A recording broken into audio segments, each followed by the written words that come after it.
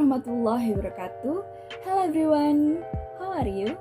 Well, I hope all of you are doing great today. So welcome back to my YouTube channel. My name is Alia Syafira Alif. You can call me Alia. I'm a student of English Education Department UIN Syarif Hidayatullah Jakarta, and I'm from class 4D. So this is my student number. Alright guys, this video is probably my last video on this semester, and right now I'm going to tell you about the summary of 10 articles that I have read for my extensive reading subject 2021. And all of those articles are generally discussing about English teaching using various methods and the impact of smartphone in English language learning, and also the benefits and challenges in teaching literacy that I will explain to all of you guys in this video. So without further ado, let's get started. Alright guys, so this is the title of the 10 articles that I will discover to all of you guys. So we will begin with the article number 1, with the title The Impact of Smartphone and Internet Usage on English Language Learning by Rosina Francisca J. Howell. So the purpose of this research is to investigate smartphone and internet use phenomena in authentic contexts, such as learning English in the classroom. Since smartphone and the internet have an essential role in learning English, and according to the writer, maybe English learning can be more effective with smartphone integration.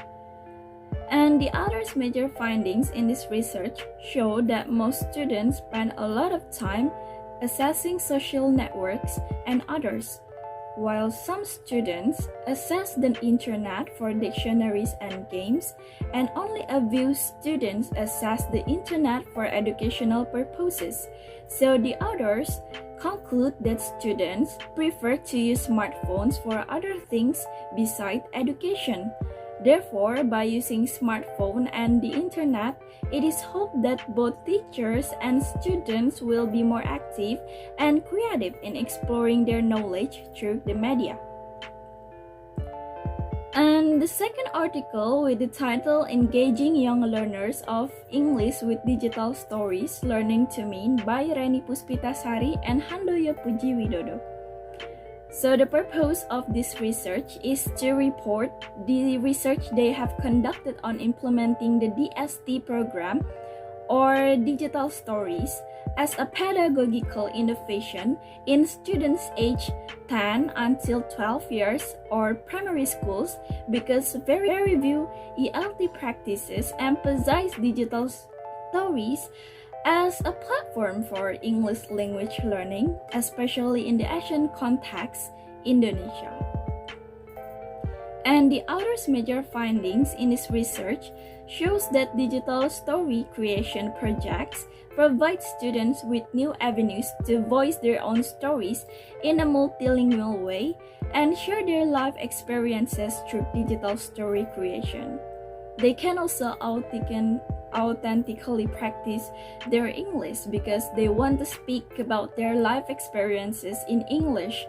They also gain new knowledge in this project, such as additional language-focused tutorial like grammar, vocabulary, pronunciation. Then made students familiar with technology and the editing software because they might not know how to operate computers before. And the third article is about storytelling in teaching literacy, benefits and challenges by Intan Satriani.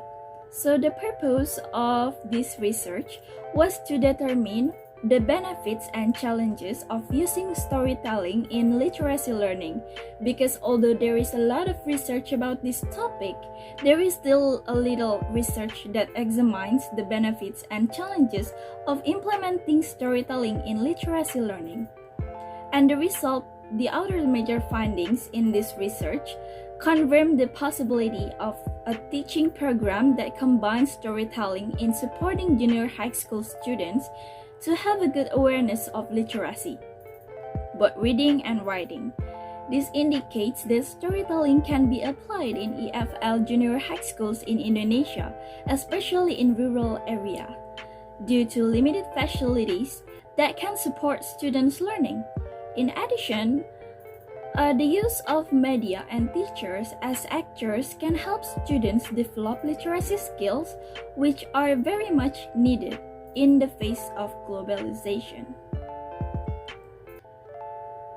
The fourth article, with the title The Challenges of Using TED Talks as Authentic Resources of Academic Listening for EFL University Students by Gusti Astika and Ardiarso Kurniawan. So the purpose of this research is to describe what challenges the students encountered during the course using lectures from TED Talks or TED Talks, so that the study will provide information to teachers about student difficulties in listening to authentic context, to authentic text, and pedagogical procedures that need to be planned in teaching listening. And the result of these articles, the author's major findings in this research show 3 challenges faced by students in listening to TED Talks during the course, such as accent, speed, and vocabulary. Different accents make students confused in understanding the lecture because students think the speaker's pronunciation is unique. Then the speed of speech is another problem identified from the student response, which hinders them from understanding speech, which result in students being unable to recognize the meanings of words. So the next article with the title The Quality of Listening Skill of the Indonesian EFL Students by Erawati Wiono Putri, Umar Fauzan, and Rostanti Toba. So the purpose of this research was to see the quality of students' listening skill based on indicators of listening mastery. There are 4 sub-skills involved in listening skills according to the taxonomy of listening comprehension, sub-skill proposed by Al-Musali 2001. There is a literal level, an inferential level, a critical level, and a creative level. However, this study only uses 3 levels as a benchmark to determine the quality of the listening student, that is literal, inferential, and critical. And the author's major findings in this research show that the dominant level that is easily completed by IAIN Samarinda student is the literal level, while at the inferential level, they start to get into a bit of trouble and they make some mistakes at the critical level. However, it can be concluded that students have good skills to answer several questions at different levels. Researchers can also obtain information that all students have their own techniques in dealing with listening classes. Sometimes, students use their prior knowledge to deal with the question they get in listening assignment. This proves that students know how listening is processed, so it allows students to make it easier to choose the right answer for their assignment. Okay guys, so the next article is Indonesian college students' perception of TOEFL preparation class. It's written by Siti Masfufa, and the purpose of this research focuses on how students perceive the TOEFL preparation class they are taking by studied TOEFL preparation for the TOEFL ITP test, which consists of 3 parts: listening, structure and reading expression, and reading comprehension. Also discussing about what students feel and know what to maintain and what to improve based on students' perception of the TOEFL preparation class. And the author's major finding in this research found 5 important major findings and conclusion. First, students' motivations of taking the TOEFL class were certificate of passing the 6th semester TOEFL preparation as the alternative of the TOEFL ITP score of 450 the awareness of having low skill in English, interest of learning English, a better future, and the free of charge course. Second, the majority of students were satisfied with how the teacher taught them. Third, most of the students didn't know the structure of English.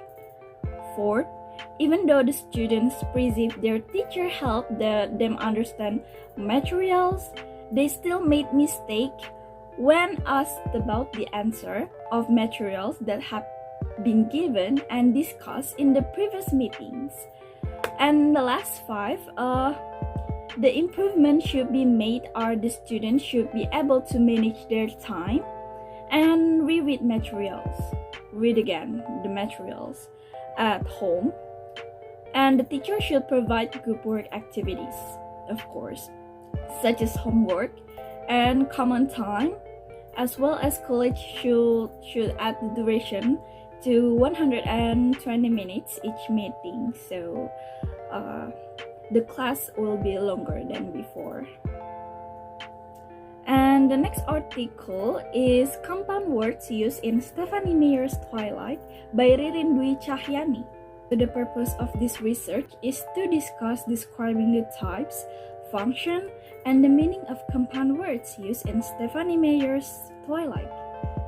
The Aris major finding in this research finds that there are 253 words found in this novel. There are 5 open word forms, 65 hyphenated word forms, and 182 closed form words. In the word class perspective, there are 173 compound noun words and many other words shown in the table that I didn't mention. She concluded that 253 compound words have been found.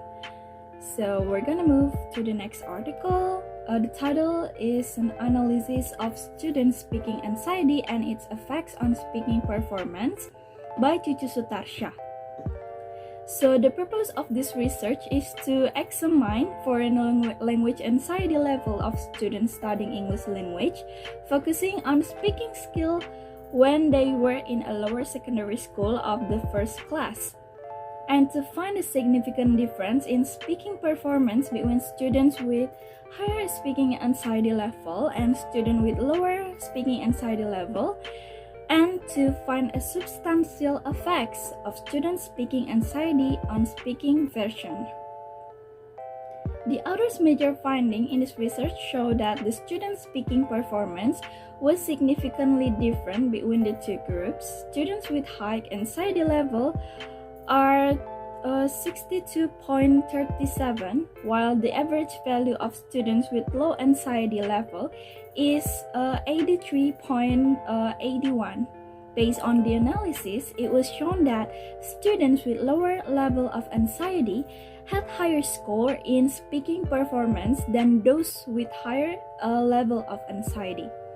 The data shows that speaking anxiety can contribute negatively to the overall achievement of student speaking performance, and nervousness was the dominant factor, followed by worry and tension. For half a year, students experienced a moderate level of anxiety, and he observed that the students' level of language anxiety didn't decrease during this period. Anxiety level increased, especially when they were asked to speak in front of the class, but not in a small group. Well, then we're going to the next article with the title Boosting Student Speaking Ability Through Community Language Learning, or CLL, by Halimah. So the purpose of this research is to uncover the difficulties of the second semester students of English education at a private university in West Java in improving their speaking skills and find solution to these problems by applying a variety of CLL methods. So the other major findings in this research show that using the CLL methods to organize speaking learning activities increase student EFL speaking ability. In the pretest, the average score for speaking was 61, and the mean score of the post-test 1 was 63. The mean scores of post-test 2 were 76. Meanwhile, from post-test 3, the average score was 84, and all students 100% passed the minimum score. Therefore, the conclusion from the study results shows that the use of the CLL method is successful.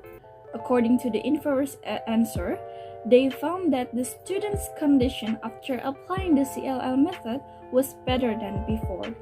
They were better in terms of confidence, participation, enthusiasm, fluency, and understanding of the context of the EFL speech. The students enjoy their lessons more and are more motivated, interested, and confident during the teaching and learning session. Okay guys, we are now become to the last article for today's videos. So the title is Problems with Section 2 ITP TOEFL Test. It's written by Rizky Ananda. So the purpose of this research is to find out what kind of difficulties were faced by EFL University students in the structure and written section of the ITP TOEFL test. Also, to figure out which part of Section 2 was more difficult for these EFL University students, Part A or Part B, and why these participants found one part more complex than the other. And then the author's major findings in this research show that 7 topics are most difficult for students from all the topics usually included in the TOEFL ITP test Part 2. They are inversion, subject-verb agreement, adverb-clause conjunction, passive, reduced adjective clause, parallel structure, and verb use. The findings of the study have many similarities with other studies, which also found the second part of the TOEFL ITP test is still a problem for the test takers. Therefore, it is highly recommended that TOEFL teachers pay more attention to this section, especially on topics with the highest percentage of errors, when teaching TOEFL to their students to answer this question correctly in the future. Furthermore, all the previous research revealed that Part A proved to be more difficult than Part B. This study suggests otherwise, that Part B appears to be more problematic for students. And in summary, teachers need to emphasize teaching Part B to their students to help them get high scores in the ITP test. Alright guys, maybe that's all for me. Thank you for watching this video. See you later and bye-bye. Assalamualaikum warahmatullahi wabarakatuh.